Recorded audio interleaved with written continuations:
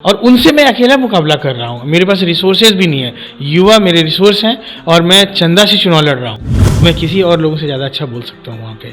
और एकेडमिक मान लीजिए, जब देश के अंदर में कोई एकेडमिक ग्रोथ की बात हो या एकेडमिक रिफॉर्म की बात हो या एक न्यू एजुकेशन पॉलिसी लाना हो या कुछ भी लाना हो, तो उसमें जो इबट्स हैं, जो डिस्कशंस हैं, उसको मैं ज़्यादा अच्छे तगड़े तरीके से कर सकता हूँ। एवं समर्थन मिले या ना मिले, हम इसके लिए काम करते भी नहीं हैं। हमें देना है, इसके लिए हम काम करते हैं।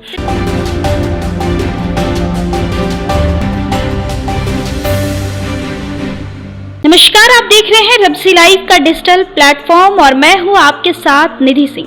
अभी इस वक्त हमारे साथ ऐसे शख्सियत मौजूद हैं जिनके बारे में हम आपको इस वीडियो में बताएंगे, लेकिन सबसे पहले इनका नाम बता दें। उनका नाम डॉक्टर अखिलेश कुमार सिंह है। तो सर, सबसे पहले आपका हमारे चैनल में बहुत बहुत स्वागत है। Thank you. आप दोनों लोगों का बहुत बहुत धन्यवाद है और आपके पूरे टीम को, पूरे डिजिटल टीम को मेरा स्पेशल थैंक्स है कि आप मुझे सुनने आए हैं और मुझसे बात करने आए हैं।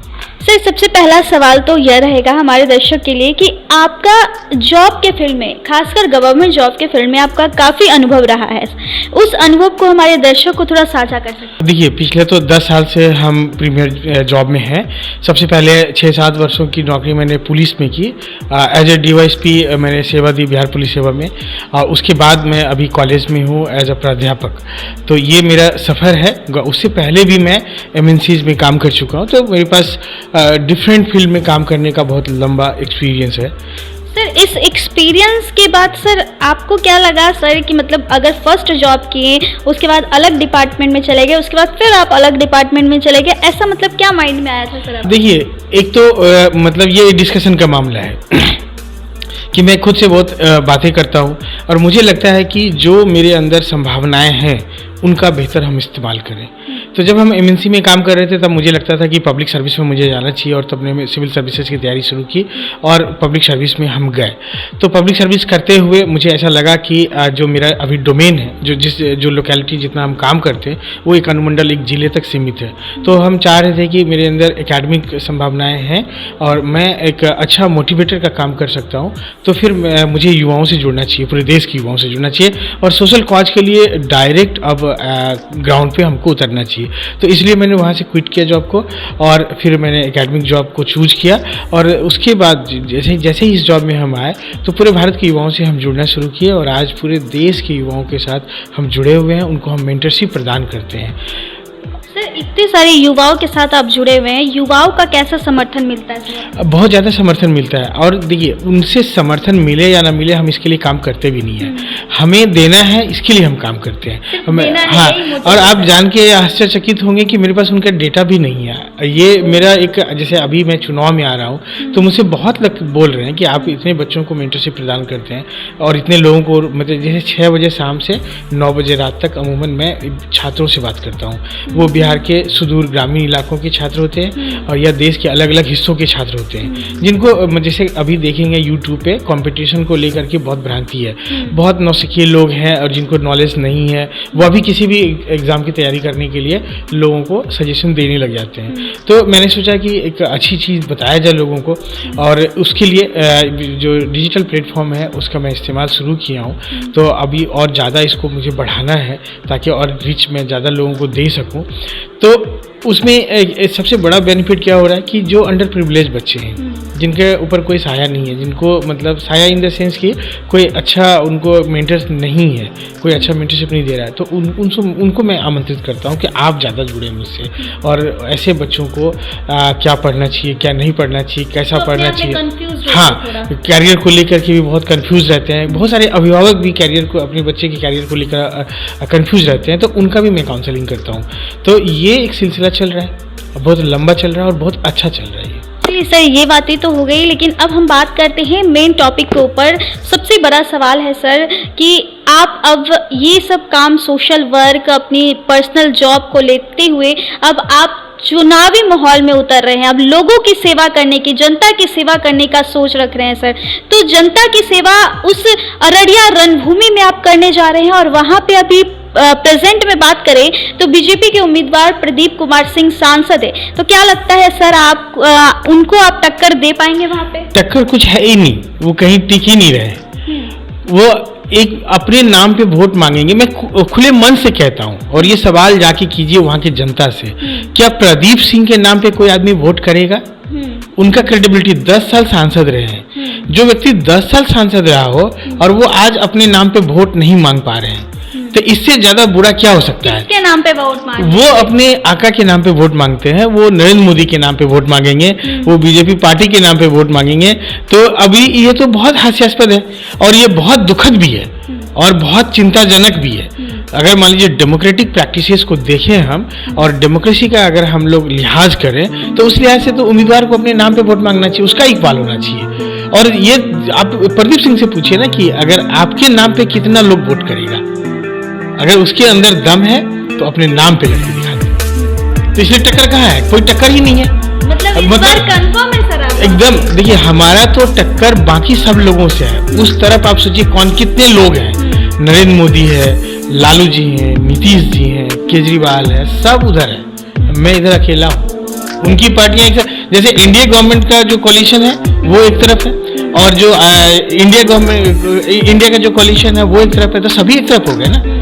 और उनसे मैं अकेला मुकाबला कर रहा हूँ, मेरे पास रिसोर्सेज भी नहीं है, युवा मेरे रिसोर्स हैं और मैं चंदा से चुनाव लड़ रहा हूँ।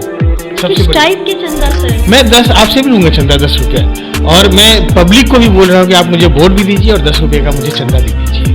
यही मेरा मोडस ऑपरेंडी है, क्योंकि जब तक ये चीजें नहीं होंगी, अब आप सुनते होंगे कि मतलब फला सीट जो है इतना करोड़ में टिकट दिया गया, हम लोग भी सुनते हैं, देखे तो नहीं पैसा गिनते हुए, लेकिन अगर सुन रहे हैं, अगर कहीं धुआं है तो आग जरूर लगी होगी, ऐसे नहीं धुआं उठ रहा होगा, छोटा ही सही लेकिन होगा। तो इसका मतलब है कि ये जो खरीद फरोख्त चल रहा है, अब आप देखिए इतने तरह के करप्शंस हो रहे हैं, क्यों हो रहे हैं? उनका बहुत बड़ा कारण यह भी है कि एक तो लोगों का अपना महत्वाकांक्षा है अमीर बनना है, दूसरा जो राजनीतिक पार्टियां करप्शन करती हैं उनका पीछे ये है कि उनको चुनाव में बहुत खर्च करना होता है। तो ये खर्चा क्यों? पब्लिक से भी हम रिक्वेस्ट करेंगे कि आप अपने कैंडिडेट को खर्चा मत करवाइए, आप जो है उनसे पैसे मत मांगिए, और अगर कोई ज़्यादा खर्च कर रहा है तो उनको रोकिए और उनको वोट मत दीजिए। सर एक और सवाल रहेगा कि यूथ के लिए आपने बहुत कुछ किया है और आगे भी आपका ये सिलसिला जारी रहेगा। उन सभी गांव के छोटे लोग होते हैं या फिर शहर के लोग होते हैं जो अपने पढ़ाई को लेकर कंफ्यूज रहते हैं कि हम अपने करियर में क्या करें, तो इसको आप रेगुलर रखेंगे सर। लेकिन अगर आपको अररिया की जनता ने सपोर्ट किया, अगर आप वहाँ से चुनाव जीत जाते हैं, तो आप खास कर युवाओं के लिए सर क्या करेंगे? बहुत बड़ा प्लान है मेरे पास, मतलब इतना लंबा प्लान है, आप सोच नहीं सकते हैं कि मैं वहाँ की परिदृश्य को बदल दूंगा। और अररिया आज जो सबसे पिछले पायदान पे है, मुझे अगर 10 साल काम करने का मौका लग गया तो 10 साल में वो अग्रणी जिला में गिनती आएगा पूरे भारत का। मैं वहाँ एजुकेशन पे इतना काम करने वाला हूँ और उस जिला में सबसे बड़ा जो प्रॉब्लम है एजुकेशन का एकदम भी नहीं है, अच्छा एजुकेशन नहीं, लोगों को एजुकेशन के प्रति रुझान नहीं है। दूसरा वहाँ एग्रीकल्चरल बेस है वो, तो एग्रीकल्चर में भी लोगों को उतना सपोर्ट नहीं मिल रहा है कि उनका इनकम बढ़ सके, उस पर मुझे काम करना है। वहाँ से लेबर माइग्रेट होकर के जाते हैं दूसरे प्रदेशों में काम करने के लिए, उसको रोकना है मुझे, और वहाँ पे मुझे उनके लिए रोजगार का सृजन करना है। महिलाओं की स्थिति कोसी सीमांचल में बहुत बदतर है, उसके लिए मुझे बहुत काम करने हैं। व्यापारियों का भी वहाँ बहुत समस्याएं हैं, उनके लिए मुझे काम करने हैं। तो इस तरह से मतलब कई ऐसे काम हैं जिसको मुझे करना है, और जनता जिताए या न जिताए, मैं इसमें जो कर सकूंगा मैं वो करता रहूंगा। सर बहुत अच्छी बात है सर। जाते जाते एक आखिरी सवाल ये रहेगा हमारा कि आपको अपनी जॉब और अपने कार्यों में काफ़ी अनुभव रहा है सर, तो इसके बाद भी सर आप और भी कहीं छलांग लगाने की कोई प्लान कर रहे हैं कि डीएसपी की जॉब छोड़ दी सर, पुलिस की जॉब छोड़ दी और अभी आप प्रोफेसर हैं सर, इसके बाद भी आपका कुछ? हाँ, ये कई लोगों ने इस सवाल को किया है मुझसे, और जो भी पत्रकार आते हैं तो उनके मन में ये सवाल जरूर चलता है कि इतना चेंजिंग है, लेकिन अगर आप गौर से देखिएगा तो चेंजेस नहीं है, एक्सटेंशन है। जैसे मान लीजिए एक रूम है, ऐसा नहीं कि उस रूम को हम ध्वस्त कर रहे हैं, दूसरा खड़ा कर रहे हैं। अब देखिएगा कि जब पुलिस में थे तो वहाँ भी पब्लिक सर्विस कर रहे थे, एक अनुमंडल में कर रहे थे हम, या जिला मेरा क्षेत्र था। अब वहाँ से निकल के आए तो हम युवा, मेरे पूरे भारत के युवा मेरे साथ हो गए, वहाँ भी मैं पब्लिक सर्विस ही दे रहा हूँ। अब वहाँ से निकल के अगर मान लीजिए कि हम जाएंगे पॉलिटिक्स में, तो वहाँ भी पब्लिक सर्विस देंगे। कि अब जैसे मेरे पास पुलिस का अनुभव है, तो मैं कानूनी सलाह भी बहुत अच्छे से दे सकता हूँ लोगों को। मेरे पास एकेडमिक हुनर है, तो आप सोचिए कि मैं रिप्रेजेंटेटिव भी होऊंगा और एक मैं एकेडमिशियन भी हूँ, तो वहाँ मैं डुअल काम करूँगा। लोग भी अच्छे से सुनेंगे, यूथ भी अच्छे से सुनेंगे और उनका ज़्यादा भला हो सकेगा। अगर कोई एकेडमिक पॉलिसी बनने लगेगा या कोई लीगल पॉलिसी बनने लगेगा या पुलिसिंग पॉलिसी बनने लगेगा, तो ये सारे अनुभव सोचिए कितना काम आएगा। इस पर मैं बोल सकूँगा संसद पे, और वहाँ पे बड़े जैसे पुलिस रिफॉर्म की बात होती है, तो मैंने जितना अच्छे से अनुभव किया है, अगर मुझे बोलने का मौका लगेगा तो मैं किसी और लोगों से ज़्यादा अच्छा बोल सकता हूँ वहाँ पे। और एकेडमिक, मान लीजिए जब देश के अंदर में कोई एकेडमिक ग्रोथ की बात हो या एकेडमिक रिफॉर्म की बात हो या एक न्यू एजुकेशन पॉलिसी लाना हो या कुछ भी लाना हो, तो उसमें जो इबट्स हैं, जो डिस्कशंस हैं, उसको मैं ज़्यादा अच्छे तगड़े तरीके से कर सकता हूँ। MNC में मैंने काम किया है, तो MNC का भी मेरा एक्सपीरियंस है, तो MNC भी देश का एक बड़ा पार्ट होता है, तो उसके लिए भी कोई डिस्कशन होगा तो मैं तो एक वैल्यूबल पर्सन हूँ संसद के लिए। उतना वैल्यूबल पर्सन मुझे अभी कोई नहीं दिखता है, ये समझ। मैं अपनी बड़ाई नहीं कर रहा, लेकिन मैंने इतने पापड़ बेले हैं, तो वो मेरा अनुभव है ना कि कोई भी व्यक्ति अगर मान लीजिए अनुभवी होता है तो उसका यूज होता है। और चूंकि मेरा जीवन का लक्ष्य है मुझे देना है, इसलिए मैं देने के लिए आया हूँ, कुछ लेना ही नहीं मुझे यहाँ से। ये थे काफ़ी अनुभवी डॉक्टर अखिलेश कुमार सिंह, जो कि कुछ देने के लिए इस धरती पे जन्मे हैं और पटना की सड़कों पे इस वक्त ये मौजूद है और पटना की साइंस कॉलेज में अभी कार्यरत हैं। आपको बताते चले कि यह अररिया से इंडिपेंडेंट चुनाव लड़ना चाहते हैं और वहां के तमाम जनता को आगे बढ़ाने का काम करते हैं। और सर एक अपील भी करना चाहते हैं। देखिए, मैं पूरे देश की युवाओं से अपील करूंगा इस बार, और अररिया की जनता से तो मेरा अपील है ही, उनको नमस्कार है मेरा। और युवाओं से मेरा ये अपील है कि इस बार आप वोटिंग मतलब कोई कास्ट ग्रीड पे मत कीजिए, रिलीजन ग्रीड पे मत कीजिए, आप पॉलिटिकल पार्टी ग्रीड पे मत कीजिए, लीडर ग्रीड पे मत कीजिए और पैसों के लिए बिल्कुल मत कीजिए। तो ये जो ग्रीड्स हैं, इन ग्रीड्स पे आप वोट मत कीजिए। अपना उम्मीदवार को जरूर देखिएगा। आपके क्षेत्र में जितने भी मान लीजिए 15 उम्मीदवार हैं, 5 हैं, तो उनका एक कैरेक्टर एनालिसिस कीजिएगा, अपने भी कीजिएगा और अपने आसपास के लोगों को भी बताइएगा कि इस उम्मीदवार का ये कैरेक्टर है। वो मत देखिए कि उसके पीछे कौन सा छाप चल रहा है, छाप देख के वोट मत कीजिए, उम्मीदवार को देख के वोट कीजिए। जैसे अभी अररिया की जनता सब फोन करती है मुझे, तो पहला वो लाइन बोलते हैं फोन पे कि अररिया का प्यार अखिलेश कुमार, ऐसा बोलते हैं।